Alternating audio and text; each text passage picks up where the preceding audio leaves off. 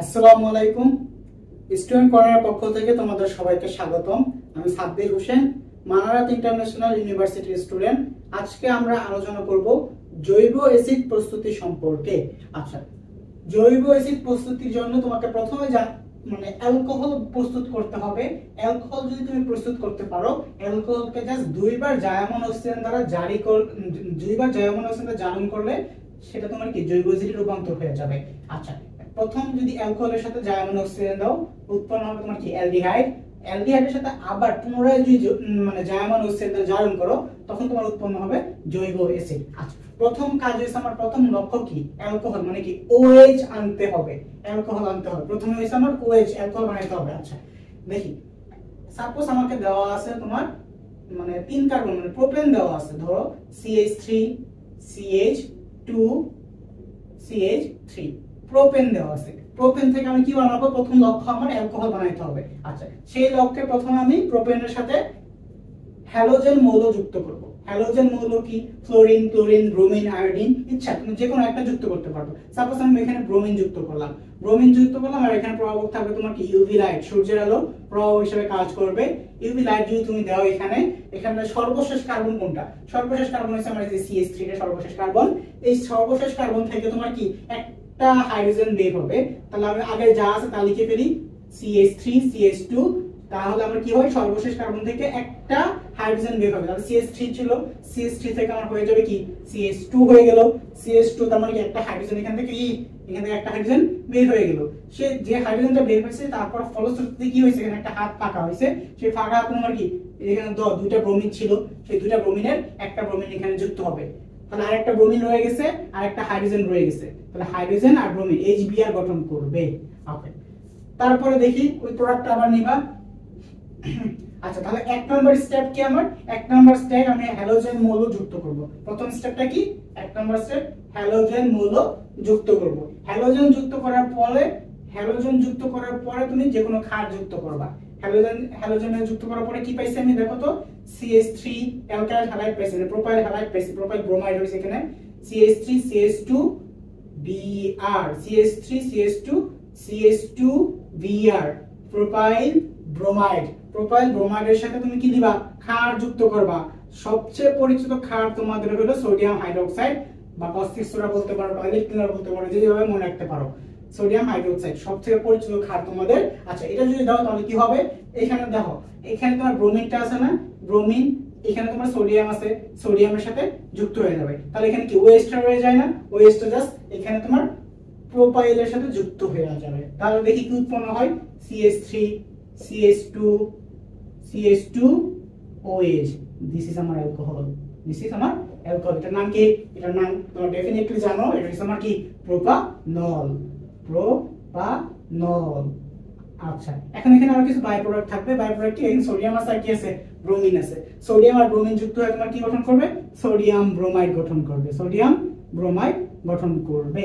আচ্ছা, আমি এখন আমার কাঙ্ক্ষিত লক্ষ্য অ্যালকোহল আমি পেয়ে গেছি। অ্যালকোহল পাওয়ার পরবর্তী কাজ কি? হলো 3 নাম্বার স্টেপস হচ্ছে আমার কি জায়মন অক্সিজেন দ্বারা জারণ করব। জায়মন অক্সিজেন দ্বারা জারণ করলে কি উৎপন্ন হবে? জায়মন অক্সিজেন দ্বারা জারণ করলে আমার অ্যালডিহাইড উৎপন্ন হবে। আচ্ছা, তাহলে আমি প্রোপানলকে নেই। 3 নাম্বার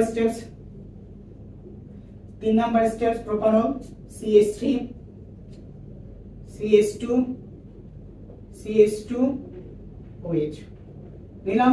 অ্যালকোহলের সাথে কি দিব আমি? জায়মন অক্সিজেন, আর প্রভাবক থাকবে আমার কি potassium dichromate K2Cr2O7। Potassium dichromate প্রভাবক দিলে আমার কি উৎপন্ন হবে? অ্যালডিহাইড। দেখো এখানে কয়টা কার্বন আছে? আমার 3টা কার্বন আছে না? অ্যালডিহাইড যখন উৎপন্ন হবে তখন প্রথম 2টা কার্বন, এখানে 3টা কার্বন আছে, সো একটা কার্বন কম, 3টা কার্বন থাকলে তুমি 2টা কার্বন পর্যন্ত হুবহু সেম লিখে ফেলবা। 3টা কার্বন থাকলে 2টা কার্বন পর্যন্ত হুবহু সেম। 4টা কার্বন থাকলে 3টা কার্বন থাক পর্যন্ত হুবহু সেম। এখানে 3টা কার্বন আছে, সো আমি 2টা কার্বন পর্যন্ত আমি হুবহু সেম লিখলাম। ঠিক আছে, লেখার পরবর্তী কাজ হচ্ছে কি? অ্যালডিহাইডের মূলকটা লিখব। 3 নম্বর কার্বনে কি অ্যালডিহাইডের মূলকটা জাস্ট বসায় দেব। 3 নম্বর কার্বনে অ্যালডিহাইডের মূলকটা জাস্ট বসায় দিব। ঠিক আছে, কারণ কি আমার অ্যালডিহাইডের মূলকে আগে থেকে একটা কার্বন থাকে। তাহলে এটা হয়ে গেল কি? দেখো তো, একটা কার্বন, 2টা কার্বন, 3টা কার্বন, তাহলে কি প্রোপানল উৎপন্ন হয়ে গেছে আমার। এটা কি আমার অ্যালডিহাইড প্রোপানল। এর নাম কি? প্রোপানল। প্রোপানেল প্রোপানেল অ্যালডিহাইড উৎপন্ন হয়ে গেল। আর উৎপন্ন হবে তোমার কি, দেখো এখানে তোমার পানি উৎপন্ন হবে, আর এই যে এখানে ওই H2 আর এখানে জার্মান অক্সিজেন আছে, সো পানি উৎপন্ন হবে, H2O পানি উৎপন্ন হবে। ওকে, প্রোপানেলের সাথে 4 নাম্বার স্টেপ, প্রোপান মানে অ্যালডিহাইড, অ্যালডিহাইডের সাথে 4 নাম্বার স্টেপ কি, 4 নাম্বার স্টেপ পুনরায় কি জারণ করতে বলছে না, মানে জার্মান অক্সিজেন আর K2Cr2O7 জারণ করলে তোমার কি উৎপন্ন হবে, জৈব অ্যাসিড উৎপন্ন হবে, জারণ করলে আমার কি জৈব অ্যাসিড উৎপন্ন হবে। আচ্ছা, এখন আমি অ্যালডিহাইডকে আবার নেব, CH3 CH2 CHO CHO অ্যালডিহাইডকে নিলাম, অ্যালডিহাইডের সাথে কি দেব, আবার জার্মান অক্সিজেন, আর প্রভাব হচ্ছে কি পটাশিয়াম ডাইক্রোমেট K2Cr2O7 প্রভাব নিলে আমার কি হবে, জৈব অ্যাসিড উৎপন্ন হবে বা কার্বক্সিলিক অ্যাসিড উৎপন্ন হবে, CH3 CH2 COOH, এই হলো আমার কি কার্বক্সিলিক অ্যাসিড, এর নাম কি প্রোপানোয়িক অ্যাসিড,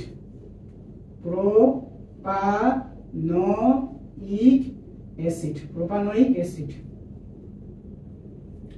অ্যাসিড। তাহলে আমার জাস্ট জৈব অ্যাসিড প্রস্তুতির ধাপ কয়টা, 4টা ধাপ। প্রথম ধাপে কি, 1 নম্বর ধাপ হইছে তুমি হ্যালোজেন যুক্ত করবা, হ্যালোজেন যুক্ত করলে কি হবে, হ্যালোজেন যুক্ত করলে তোমার সর্বশেষ কার্বন থেকে সর্বশেষ কার্বনের সাথে তোমার হাইড্রোজেন যে কয়টা হাইড্রোজেন থাকে তার থেকে একটা হাইড্রোজেন সরে যাবে, সেখানে তোমার কি হবে, যে হাইড্রোজেনটা সরে যায় সেই জায়গায় একটা ব্রোমিন যুক্ত হবে, এই যে এখানে ব্রোমিন যুক্ত হইলো, তারপরে যে হাইড্রোজেনটা বের হয়েছে সেই হাইড্রোজেনের সাথে এখানে আরেকটা অবশিষ্ট ব্রোমিনটা HBr গঠন করে ফেললো, HBr হইলো, তারপরে এখানে তোমার কি মানে প্রোপাইল ব্রোমাইড উৎপন্ন হইলো, প্রোপাইল ব্রোমাইডের সাথে তুমি কি যেকোনো একটা ক্ষার, দ্বিতীয় স্টেপ কি তুমি ক্ষার যুক্ত করলা, ক্ষার যুক্ত করলে তোমার কি হইতেছে, ডিরেক্টলি তোমার অ্যালকোহল প্রোপানল উৎপন্ন হয়ে গেল, প্রোপানল। এখন প্রোপানলকে নিয়ে অ্যালডিহাইডকে নিয়ে প্রথমে কি করতে হবে, জারণ করতে হবে, অ্যালডিহাইডকে অ্যালকোহলকে নিয়ে আমি জারণ করলে আমার উৎপন্ন হবে কি অ্যালডিহাইড, তার মানে কি প্রোপানেল উৎপন্ন হলো।